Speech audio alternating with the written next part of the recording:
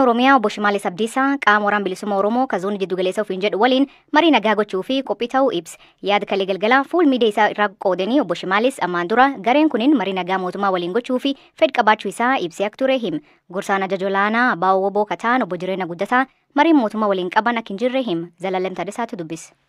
Gama keenyaan zooniin giddu galeessaa qofaatti mootummaa waliin haasa'uu hin jiru, waan jalqabe hin jiru. Zoonii giddu galeessaa kan hoogganu Jaal-Abdii Dhugaadha. Jaal-Abdii Dhugaan immoo waan kana qubayyuu hin qabu jechuudha. Waraanni bilisummaa Oromoo waraana bilisummaa Oromooti malee zooniidhaan mootummaan tokko tokkoon haasofsiisutu hin jiru jechuudha. Shimallis Abdiisaa akka sangoota burree kaanii tokko qabatanii kaan dogoggorsanii fedha isaanii galmaan gahachuurraa darbee waa biraa hin qabanii jechuudha. Mootummaan bifa kanaan itti dhihaachuun akka gartee nagaa waaraa ka ta'e sadarkaadhuma Oromiyaa guutuu keessattuu sanaaf karoora akka hin qabne agarsiisa jechuudha. Qaama tokko ka gartee sababa naamusaan jaarmiyaa keessaa of baase sana waliin quunnamtii godheeni dhimma nagaa fi gaafa jedhu of gowwomsaa fi uummata gowwomsaa fi nama gowwomsaani namaa hin galuu jechuudha. Kanaafuu mootummaan kan inni waliin haasa'aa jiru namoota jaarmiyaa keessaa sababa naamusaanii keessaa of baasan waliin malee waraana bilisummaa Oromoo waliin miti. Tole, obbo Sanyiin fa'aa maalirra jiru? Quba qabdu waraanni isaan ajajan yookaan isaan fudhatanii bahan jiraa waraana bilisummaa Oromoo irraa?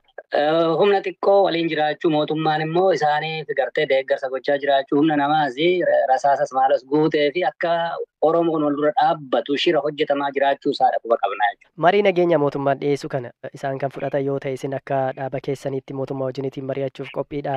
Karaa marii rakkoo keenya hiikna yaadni jedhu kun yaada gaarii miti? Waldhabdee Oromiyaa keessatti uumame kana furuudhaaf akkamitti ilaaltu?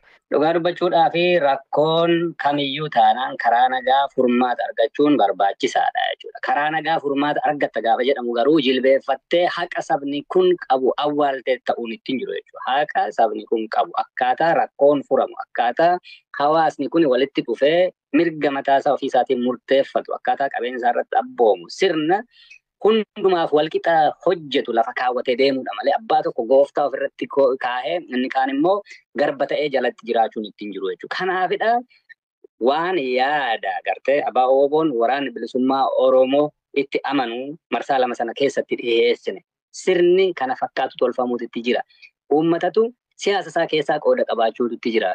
Paartiileen siyaasaa keessa qooda qabaachuudha qaban. Akkatti kana dura isin mootummaa ijaartan kunuyyuu dogoggora qaba. Kanatu lolatti nama geesse. Akkaataatti mirga dhala namaa qabdantu dogoggora qaba. Sirrii miti. Rakkoo kana furra jettanii kaa'addan yoo taate lolaan wanti furamuu hin jiru. Haqa uummata kanaaf deebisa kenna. Akkatti deebifamuu qabu tokko lama sadii jennee waan lafa keenya sana didanii jechuudha. Gama biraatiin filannoo lama dhiyeessanii ture marii nagaa kanaatiin mijachuu danda'a kan jedhanii isaan keessaa tokko warra karaa nagaa filatee waamicha nuni mootummaan taasise fudhatee fi kan ittiin jireenya isaanii gad dhaabbatan yookaan bu'uureffatan mootummaan deeggarsa hundaan ni taasisaa kan jedhu dhiyeessanii jiru.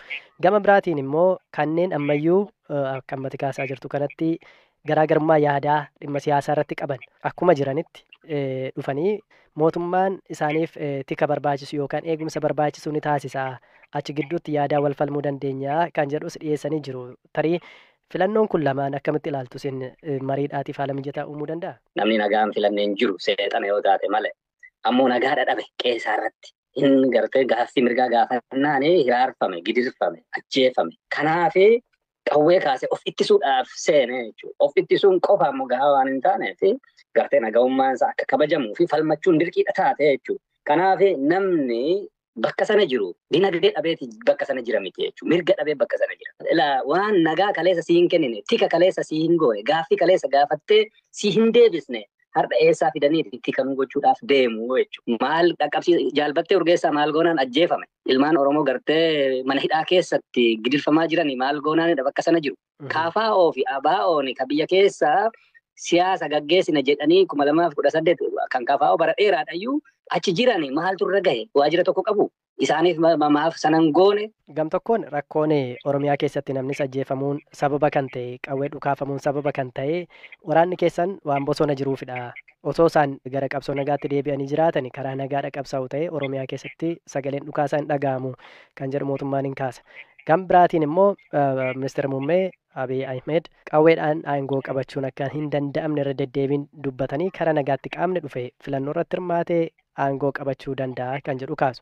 Kana lamaan siniif liqinfamuu akkamitti ilaaltu? Sirna ittiin uummanni dhimma isaa irratti murteeffatutu hin jiru.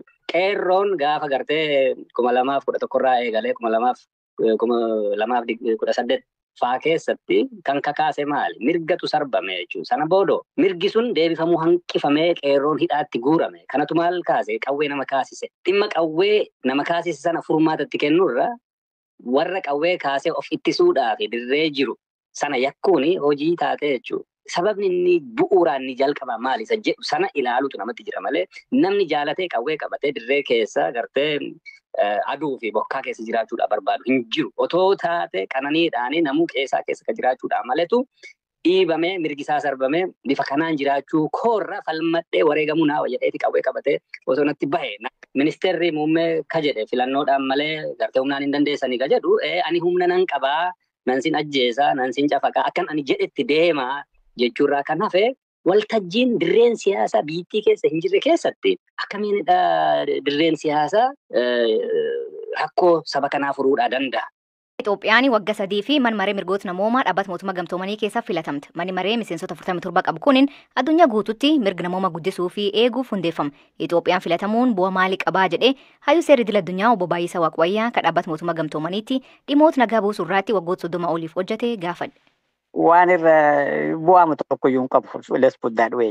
Prestigiidhuma politikaadhuma consumptioniif malee galtes dhiiftes waan tokko waan dabaluu hin qabu kun saba Itoophiyaafis waan dabaluu hin qabu mootummaa Itoophiyaafis waan dabaluu hin qabu kun is just normal exercise diplomatic exercise dha kun malee kana booddee maqaa achi galaniif jedhanii human right record Itoophiyaan qabdu improve hin godhu disapprove hin godhu kun waan dabalus waan dhus hin qabu violation sun akkuma jirutti jira human right violation jiru sun mirga nama dhiituun sun inumatti fufataanaan NGO'n warri bakkee duritti akka sanatti itti fufu waan haaraan hin jiru jechuu kan jedha. Biyyoonni kunneen akkam filataman fakkeenyaaf Democratic Republic Congo Kenya faan filatamanii adoo isaan hin filataminiin dura warri mirga namoomaaf falmuu filatamuu isaanii mormaa turan. Adoo isaan mormanii garuu kennameef akkamiin kennamaaf biyyoota kana?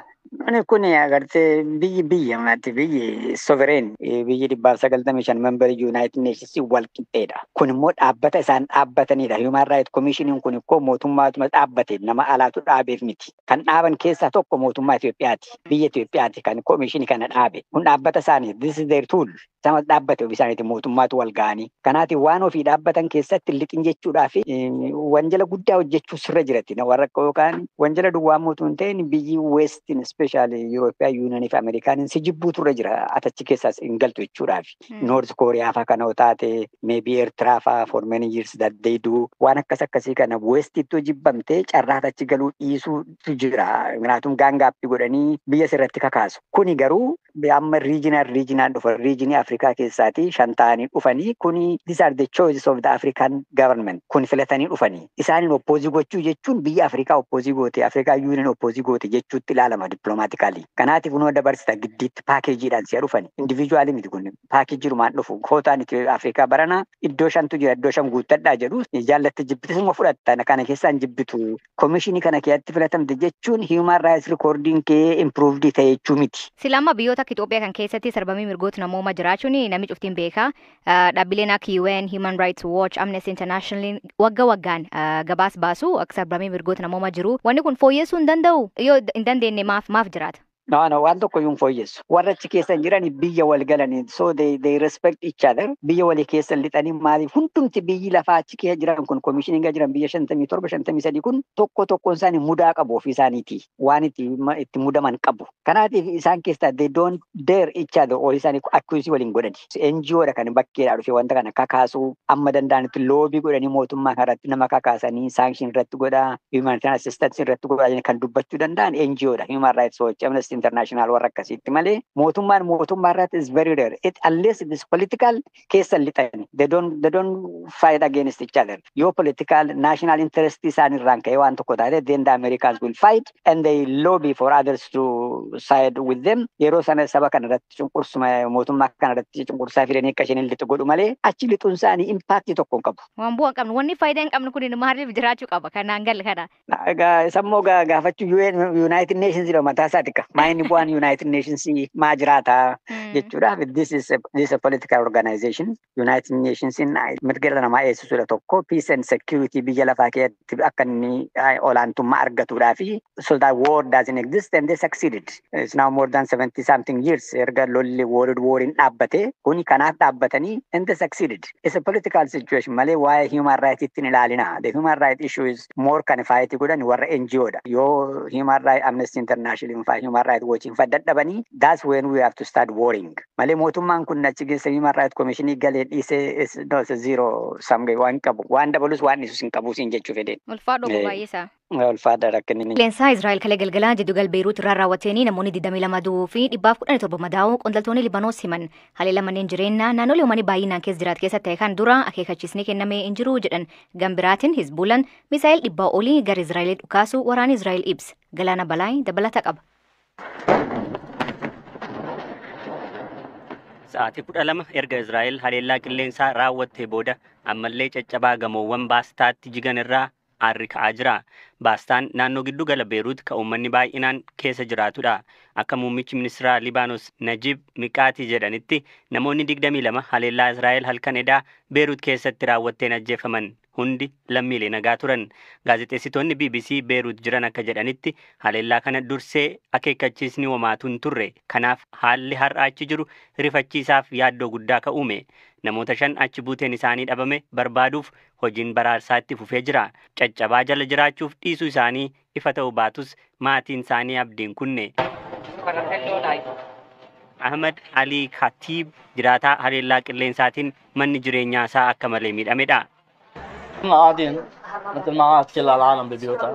Akkuma nama hundaa mana keessa taa'aa osoo jirru akka tasaa dho'insi uumame. Haati manaa koo fi intalli koo caccabaa jala kan turan ani immoo amaatii koo wajjin kutaa biraa keessa turre. Wanti hundi gurraacha'e homaa arguu hin dandeenye. Intala koo kutaa keenya keessaa baasee amaatii kootiif kenne. Sana booda haadha manaa koo baasee mana yaalaa geessan. Amma kutaa yaala olaanaa yookaan ICU keessa jirti. Galanni Waaqayyoof haa ta'u intalli koo amma fooyya'aa jirti.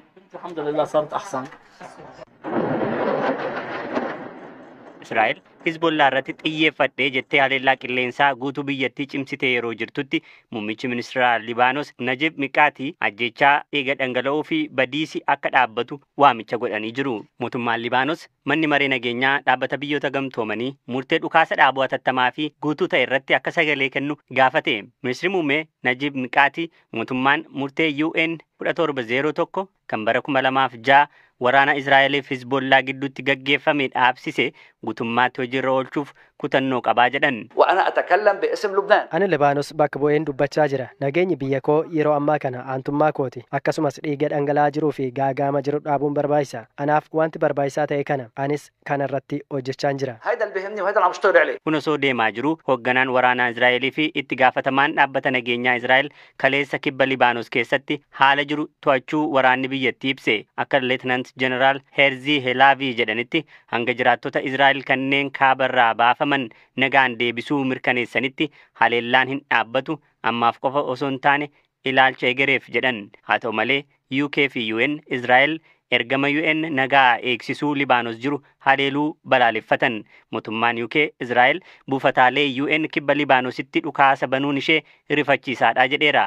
Barreessaan olaanaan dhaabbata mootummoota gamtoomanii Antonio Guterres haleellaan kun seera namoomaa idil addunyaa cabsaa jechuun balaaleffataniiru. Beirut keessatti yaaddoon guddaa jira. Sababni isaas namoonni baay'een bakki kamiyyuu nageenya hin qabu jedhanii waan amananii fi haleellaan qilleensaa yeroo kamiyyuu rukutuu danda'a jedhanii sodaa